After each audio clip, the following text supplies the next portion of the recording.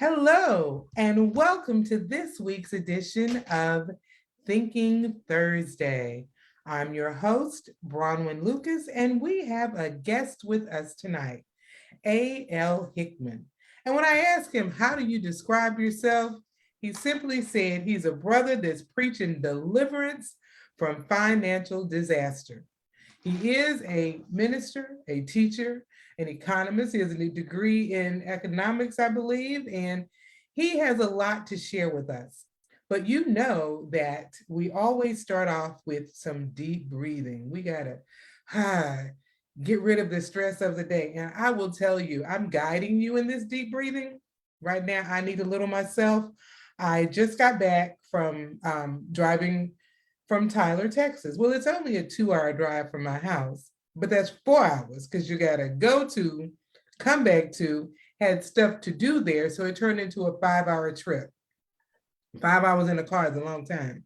But I'm excited to be here and wanted to make sure we were on for tonight. So we are going to start with our woosah, deep breathing. So if you've never been with us before, let me tell you about why we do the deep breathing. It's a way to calm yourself, get rid of some of the cares of the world, and it's something you can practice on your own.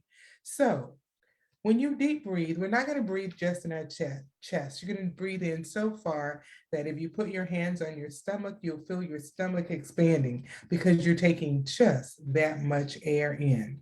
So let's try it. As I said, we're going to take 3 deep breaths. And remember, you'll breathe in through your nose to my count of 4 and hold it a second, and then we'll breathe out. Let's practice. Breathe in, 2, 3, 4, out, 2, 3, 4.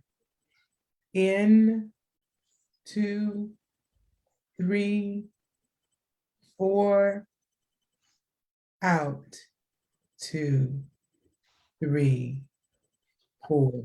One more. In, 2, 3, 4, out, 2, 3, 4.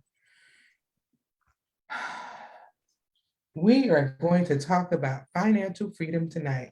Hold on just a second.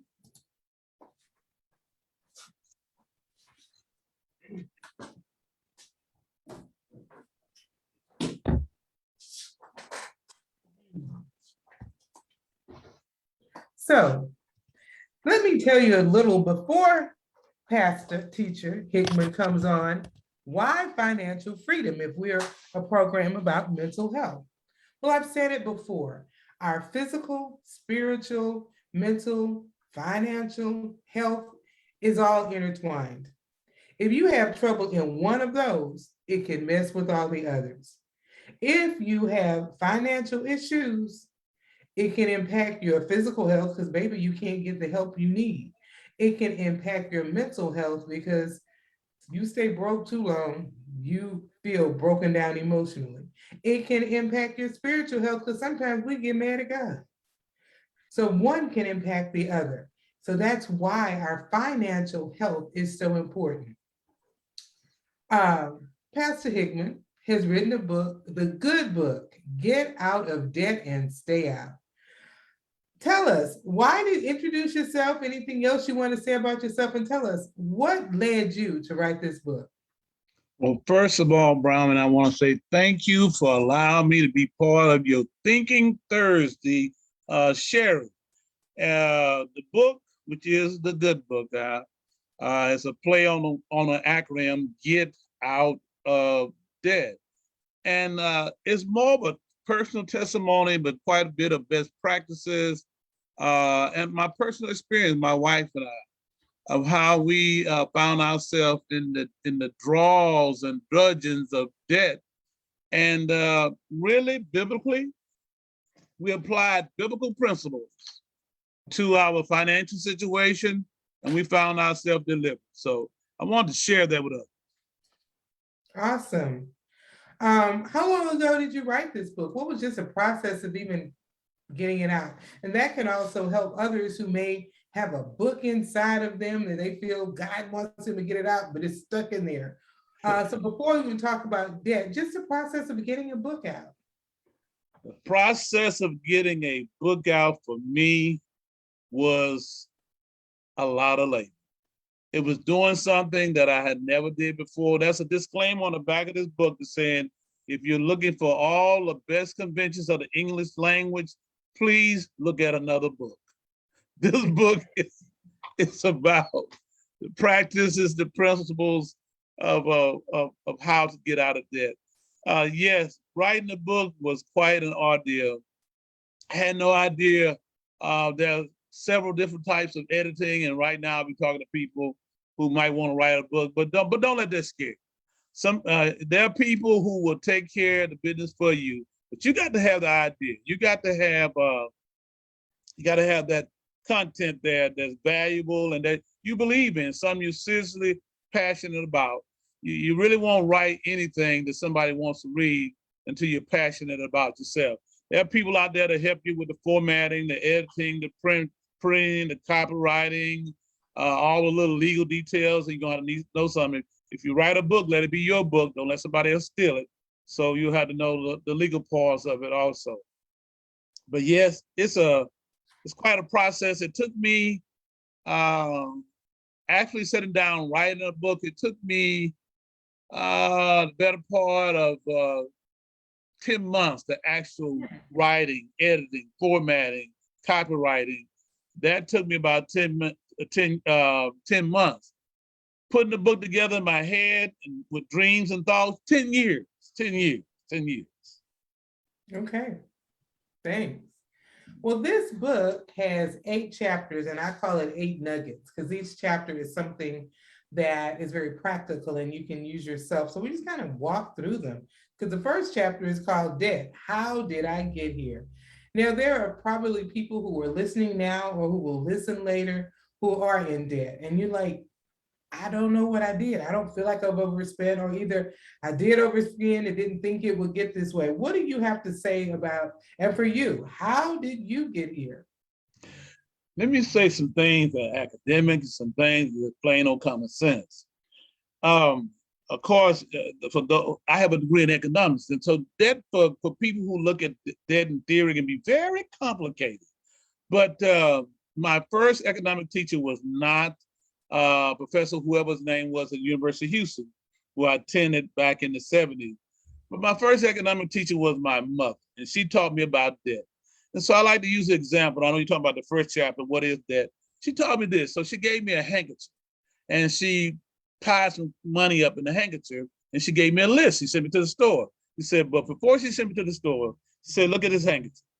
This is all the money we got. This is your budget. Then she gave me a list. She said, these are the things I want you to bring back. These are your expenses. So she said, when what's in that handkerchief, which is our precious few coins, is able to purchase what's on this list, then you have a balanced budget.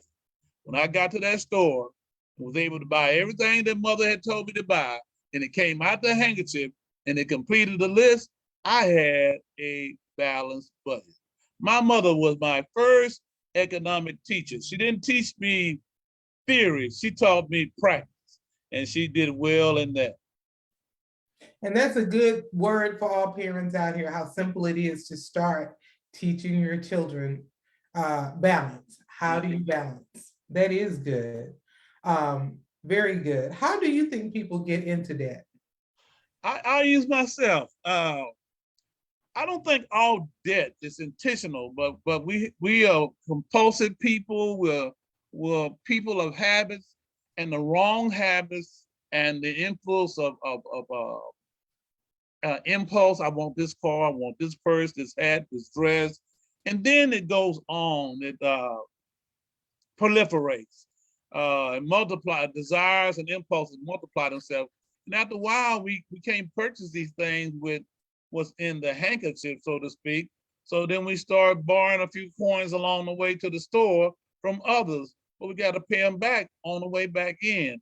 And so I believe that most debt occurs with us not. Let me see several things. Let me just get to the point. Impulse. We're buying things not because we need them, but we're buying things because we want them. Second thing is influence. You can go on a call out, and I bet you that guy sat there all day thinking about how he's going to get you to buy that car, and every little bell and whistle he got in his drawer, he's going to say you with that. So impulse can get us in trouble, influence can get us in trouble, and then priority can get us in trouble. What is your priority? Do you want to live well, or do you just want a lot of stuff? And that's a big difference between that. And so those things, influence, impulse, and not priority. My priority is my family. My priority is my faith in God. My faith in God also tells me that I should buy the things that I need first instead of the things that I want. And then I should honor the Lord with the first fruit of my increase. And I do. We do. Awesome. It's so true. And you know, that impulse and that influence, that impulse will get you in trouble every time. Yeah. I now have a habit, you know, someone tries to do a hard pressure sale and this sale is only on today. And if you don't make a decision right now, well, it's not meant for me to have. I just missed it. Yeah, I said, well, if it's meant for me to have, you'll have a deal tomorrow. Bye.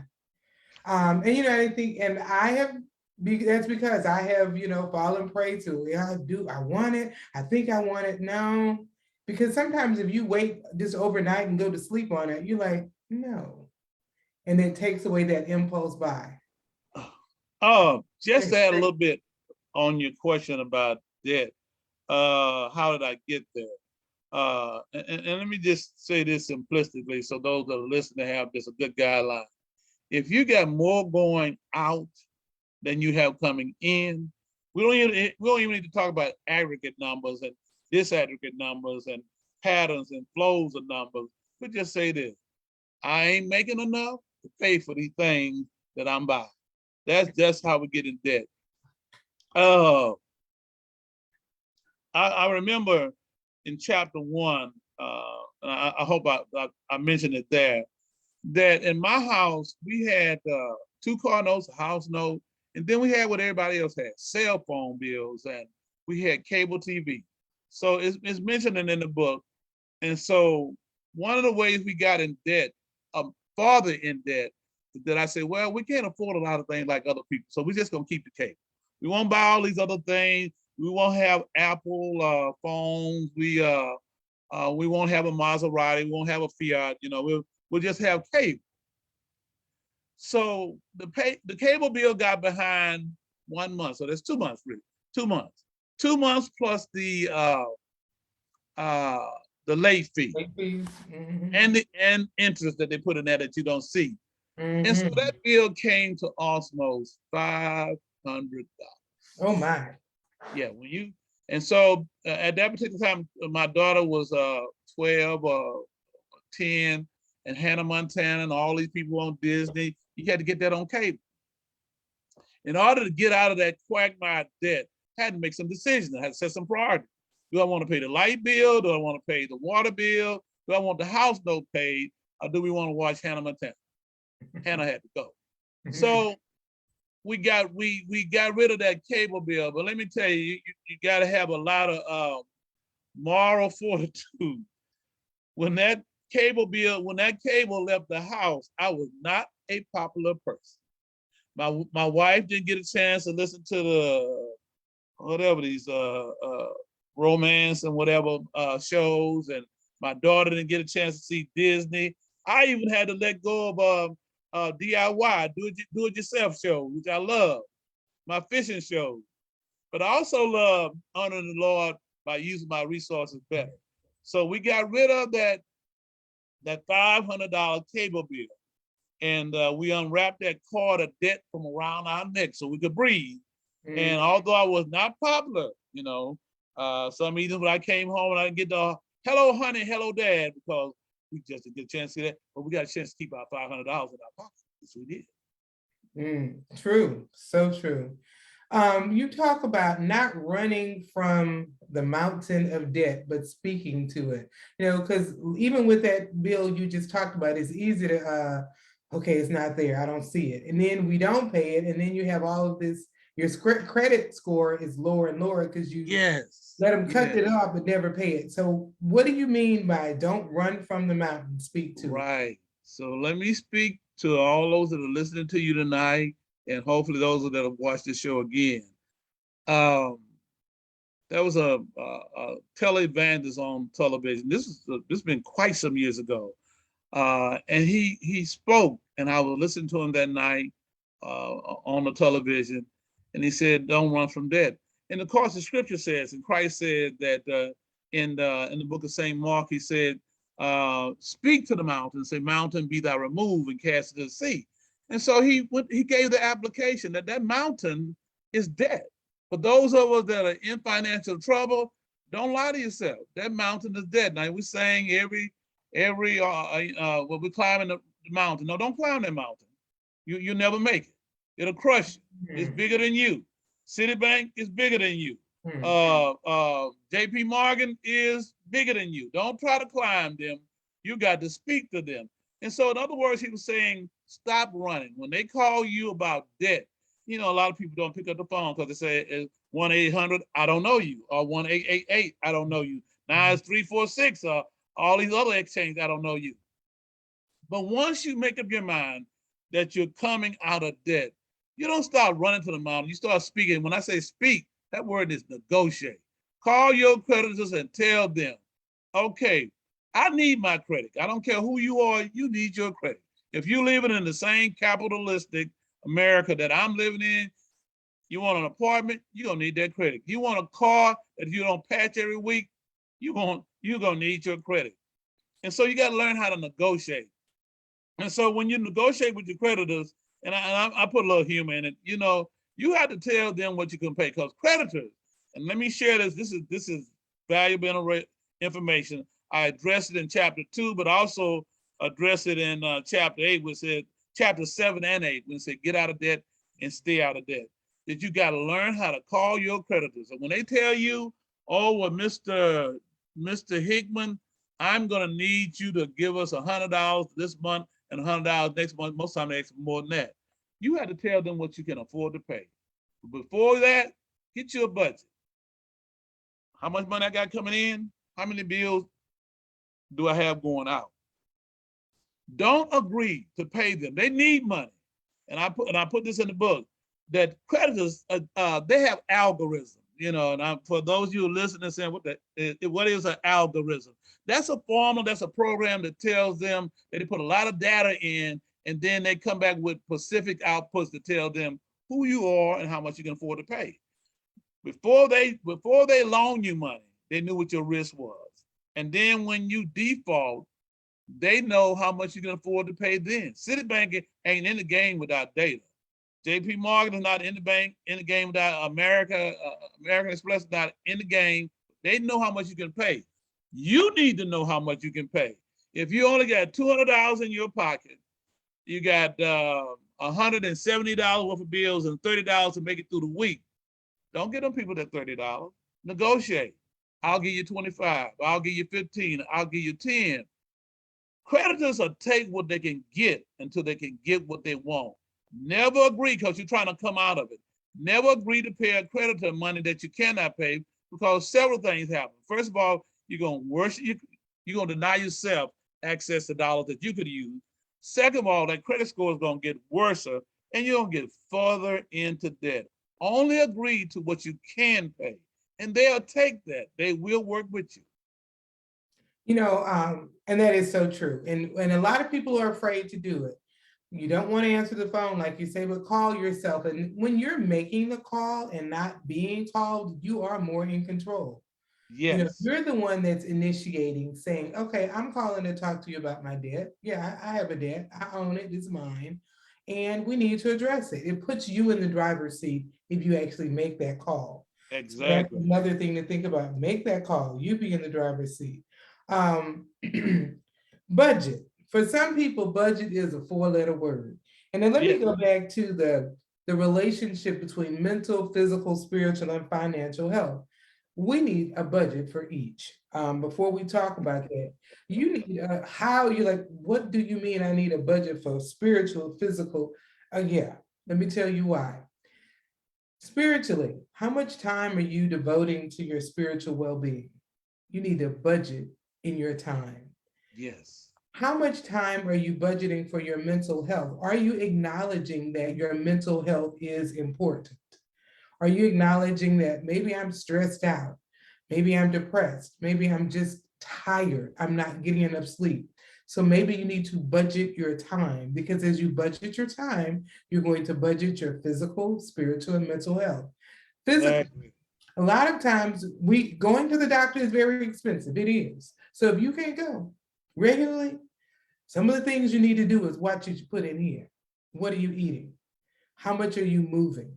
And sometimes it's hard. If you live in a food desert and there's nothing healthy around, get creative. Move. Okay, you don't have to go to the gym. Can you get outside and walk? Exactly. And those things. So when it comes to a budget, budget your time, budget your not just your money, budget your time for yourself. So when Yes. it comes to budget, what do you have to say? And of course, I don't speak on the financial part of it, but I heard Mhm. somebody today make humor, and I just laughed when they said that Facebook is not personal care. So the you're not gonna live uh, in isolation from social media. That's how we're coming to you right now. But budget how much time you're spending there. I Mhm. like you have a show that comes on Wednesday nights.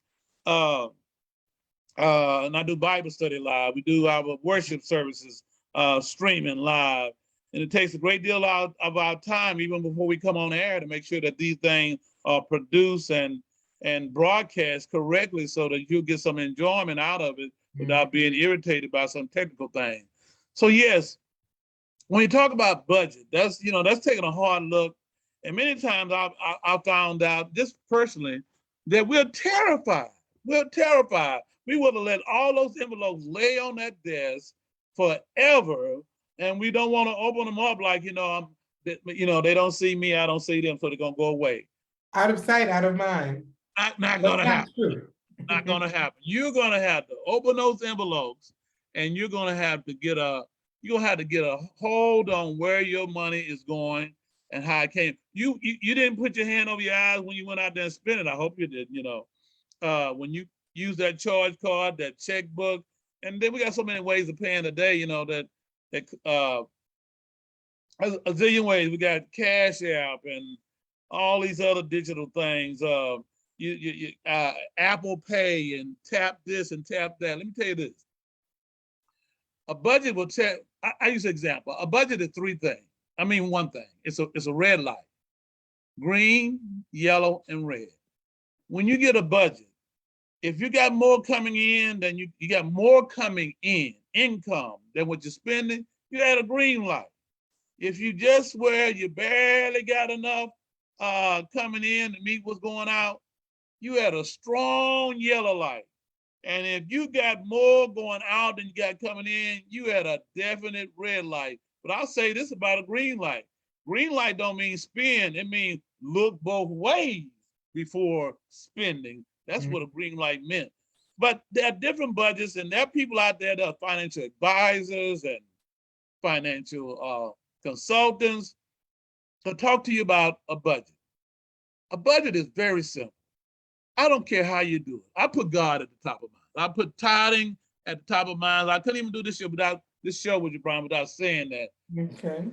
I want God to do something exciting in my life every day. So therefore, I pack fair with God. I give God the 10. I can do more with 90 than I can still in 10. So when we do a budget, put those things up there that are priority. Put them at the top of your budget. Now, I mentioned that word priority when we're talking about how we got in debt. Part of it because your priority was wrong. So my number one priority is God. So I Mhm. pay that tithe. Number two is this. I want a roof over my wife's head, my daughter's head, my head. So the second thing up there, the most important is my house. Now we live where I got to get transportation. And so you list them in that order. What's most important to you? Put that at the top. And I hope those things at the top of your budget. I hope going out next week, making it to the concert, or buying some newfangled thing that you had to buy on extended notes. I hope that's not at the top of your budget. I hope things that are necessary for livelihood are at the top of your budget, and that you will use some strategies to minimize the costs in all those areas. And when we think about budget, for some people, like I said, it's a four-letter word. It's just too hard. But like you said, writing down the things that are important. What is it that you have to have? A roof over your head. Yes. Take care of that and begin to eliminate things. You talked earlier about cutting the cable. I knew someone once they cut the cable, but they were paying $236 a month in streaming. Well, you might Yeah. as well have kept the cable because they had young children. They had Disney Plus, they had Netflix, they had Hulu, they had the ESPN, but it went on and on and on. And it was over $200 in streaming. If it was a streaming channel, they had it. So we think about it, well, I don't have cable, so I don't have the bill. Well, you just replaced it. So when we think about cutting back, okay, get one or two streaming channels, not 10.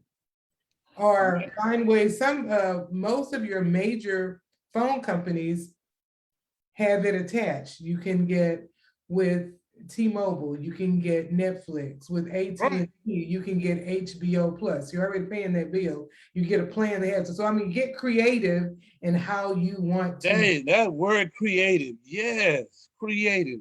That's how you get out of debt. You got to become creative. Now, let me share this with you. We talk about budget. That's a scripture in the Bible where, in the Gospel of St. Luke, where Christ said, if a man goes to build a tower, let him first consider the cost, lest he gets started, he's not able to finish, and his friends just laugh him to shame. And that's in the Gospel of St. Luke.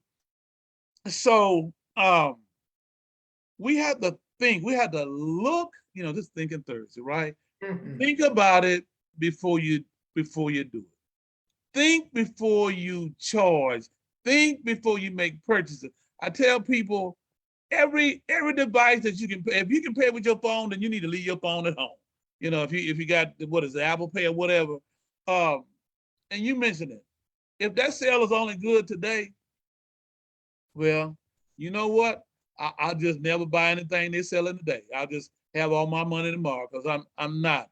But counting costs, we're fearful, but you not only should you count the cost of things you already spent, but count the cost of things of future purchases. Ask yourself a question. Does that cost that I'm going to incur fit in with the cost I'm already battling with? And budget uh, cannot be creative because we have to think about these things. I had a daughter in college. There's some things that prior to her going to college, we just couldn't afford it that house because we getting ready to send this girl to college. And and bless God, I thought as a senior when she said she's gonna graduate, I'm gonna be okay.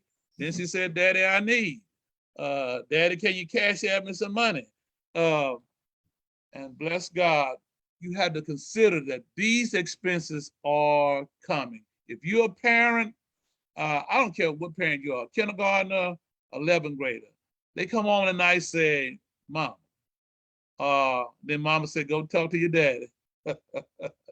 Daddy, the teacher said, when you say you need it, tomorrow. Tomorrow. You Mhm. better have a line item in that budget for tomorrow. Don't spend Mhm. every dollar for pleasure and entertainment today.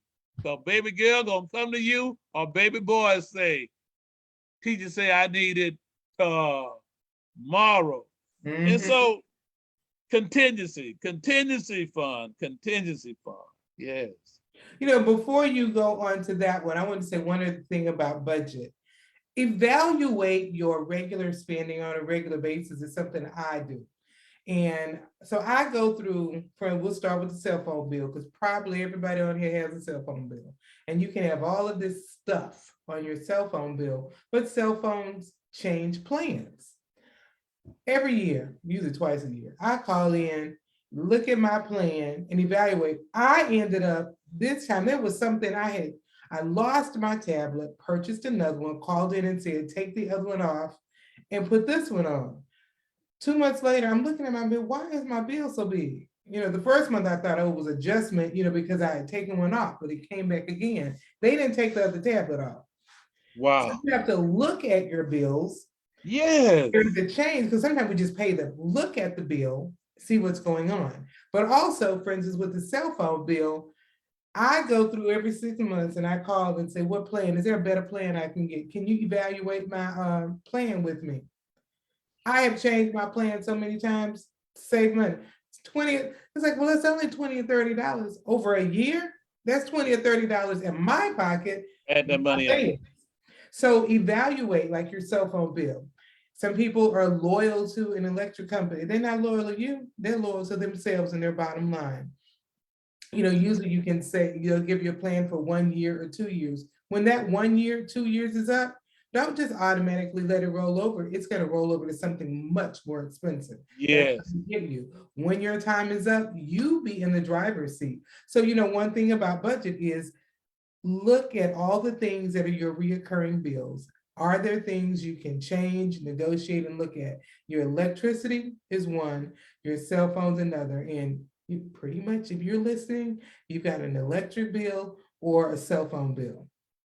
Let me add something else in that. I'm glad you brought us down. When we talk about budget, when I talk about speak to the mountain, negotiate with your creditors, let me put that there. You might have the worst credit in the world, but once you begin to negotiate with your creditors, start paying faithfully, regularly, and with integrity. Again, don't agree to anything you can't pay. Here's what happened, and we were blessed by this. Uh, uh, Discover Card, MasterCard, Citibank, American Express, all these people, not to mention many others, but I just called them out. You can call every 6 months to your credit card or creditor. I don't care if it's even where you bought furniture, little man on the corner. You go negotiate. Why? Because you're a consumer. You're where he gets his money. I don't care how large you are. You're all over the globe. They get their money from you. Negotiate. If you have proven that you will pay faithfully, pay what you're supposed to pay, even a little bit more. I don't have all those credit cards anymore, but when I did, I would call them every 6 months, say, I need a lower rate. You'd be surprised what these credit cards are charging you. They start off many times charging you an exorbitant rate. When we talk about money, sometimes we think we're getting 3%, 4%, 6%. If you turn that thing over on the back, they make it complicated for you to read it, complicated for you to figure it out. With your APR, your annual percentage rate, you make sure that's in the single digits and not in the double digits. And if it's not, call JP Morgan Rockefeller up and say, hey, that's his people though. I need to talk about it. I've been paying you people. I haven't missed a bill. I've been on time. Can you drop my rate? You'd be surprised. And listen, when they drop your rate, we're not just talking about just 1 month. What do you save 6 months? What do you save 24 months? That's where real money comes in. You can take that money you save and put it in what we're talking contingency. But negotiating can put money back in your budget. Let me say it again. Yes. Negotiating with your creditors, all of them, credit cards, light companies, cell phone people. Mhm. I know I look very young, but I get a senior citizen discount on my T-Mobile deal. Uh, uh, and I called and asked for it because somebody younger than me got theirs. I said, "Oh no, I'm getting mine too." Mhm. But negotiate. Speak to that mountain. Everywhere you spend money, ask for some concession. I don't care where it is. Listen, You have HEB not gonna because you asked not. yeah, you got that right. HEB will give you concessions if you ask for it. It's called a coupon, but reach up there, snatch it down, and carry it to the counter. That's money. And that's back to that creativity. There are ways to, and little bit will help. I always look at it this way. One grain of sand, really tiny. Yes, Millions of grains of sand, a beach. So yes, that one little thing you do can lead to another and another and another, and those tiny grains of sand add up. So those little things, oh, I just cut $20 off of my cell phone bill. Oh, I started using all those coupons at the grocery store, and they tell you at the end you save $7.53. Well, that's $7.53 there, $20 on your cell phone bill, and then, oh, well, I changed electric companies because I was paying 12 cents a kilowatt hour. Now I'm paying 7 cents. And so being creative, you talk in your book about a cushion and a contingency fund. Can you talk to people who say, look, I'm barely making it, and you're talking about a contingency fund? What do you have to say to that? let me tell you this. Let me set up. When people say I can't afford to save money, Mhm. you can't afford not to save money. I learned this early on. I had a grandmother named Zelma Momo Hamilton. Momo said this: I'm gonna put me some money back every week to do something I like.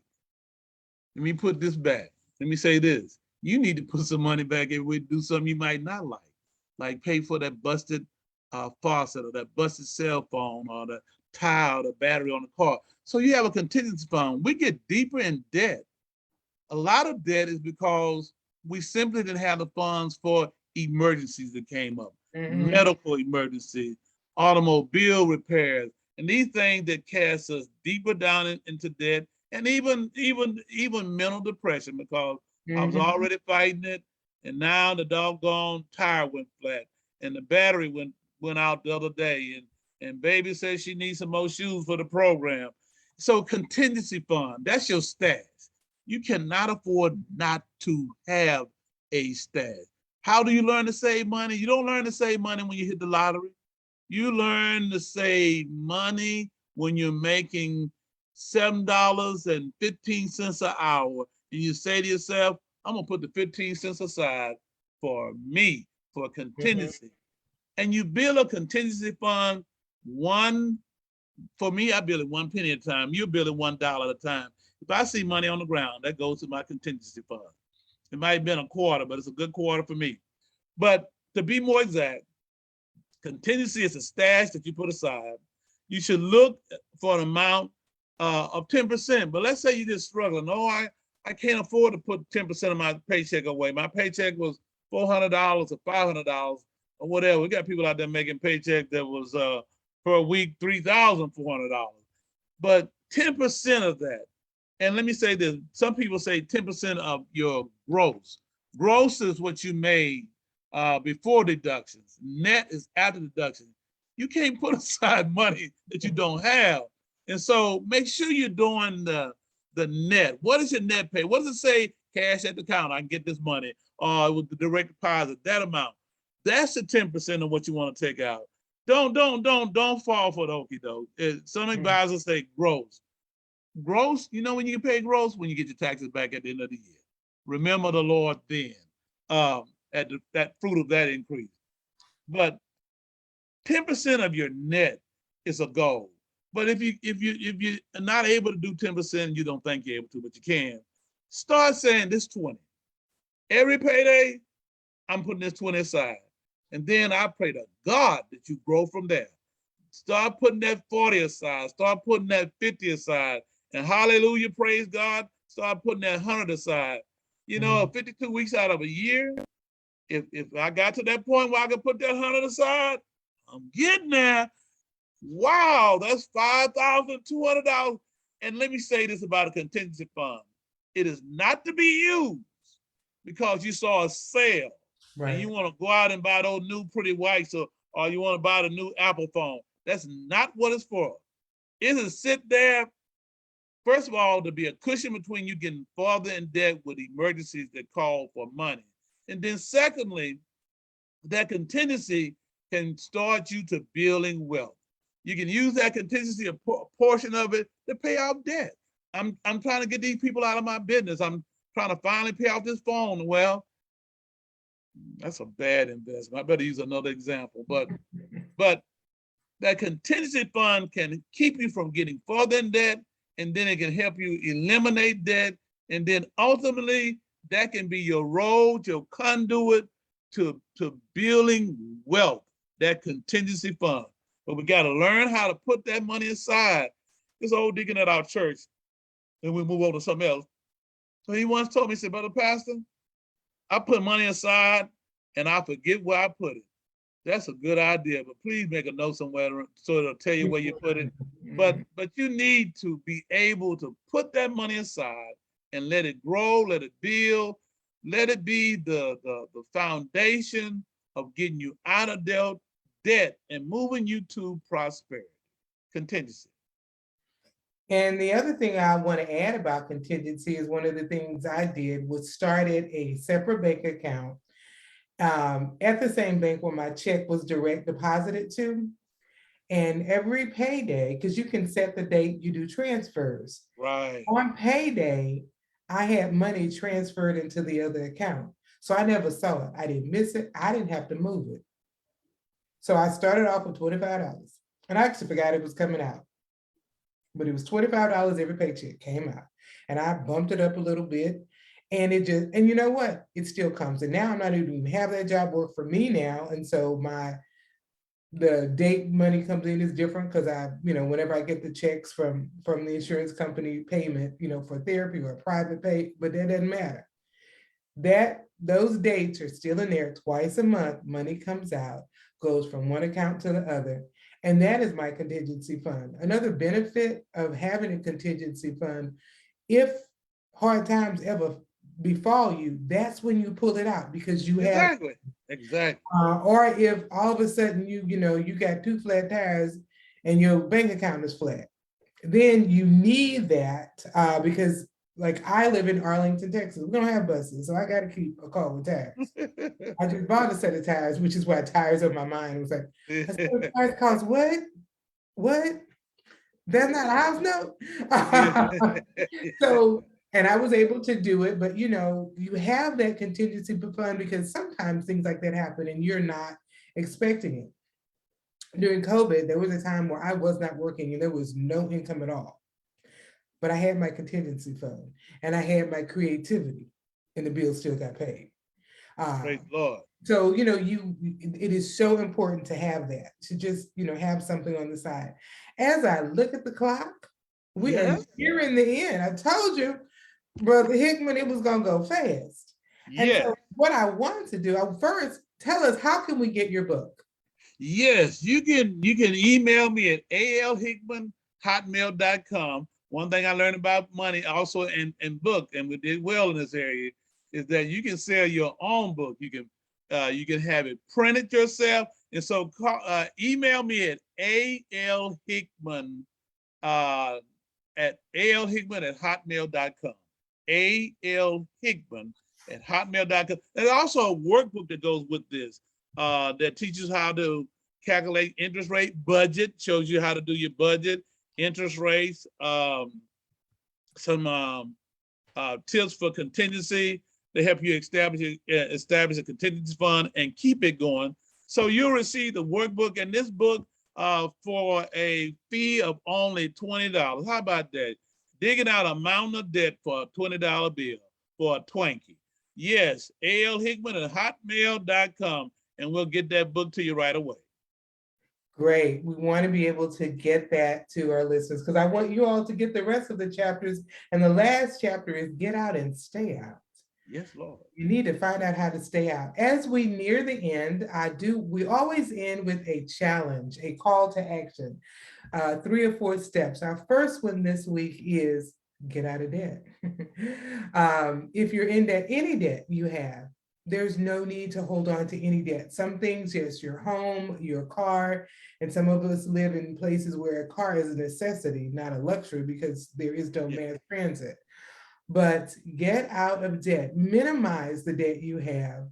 If you can't totally get from under it, minimize it. Number 2, think before you buy. Yes. There's no need for an impulse buy. If something is only offered that day, or if something is too good to be true, so you got to get it right now, think about that once again. And we always like to say, be an educated voter. That is always going to be something that I say. There are other people that put laws and things in place that impact your budget. There are, if you're living in a food desert, if you're living, we didn't even talk about redlining, but if you're living Right. with your redlined, who you vote in can impact that as well. So be an educated voter and vote in every election. And lastly, COVID's still here. Mask up, stay safe. I want to thank you for being on and sharing with us about budget. And I encourage you all to go to alhickman@hotmail.com. Email him, figure out how you can get this book. It's an easy read. It's a very practical book. You will enjoy it. So I hope you get on. Any final words you'd like to say, Iris? Again, like to thank you for having me. We encourage you, and you can meet me at 6:45 on Wednesday nights, New Commandment Christian Fellowship on Facebook Live.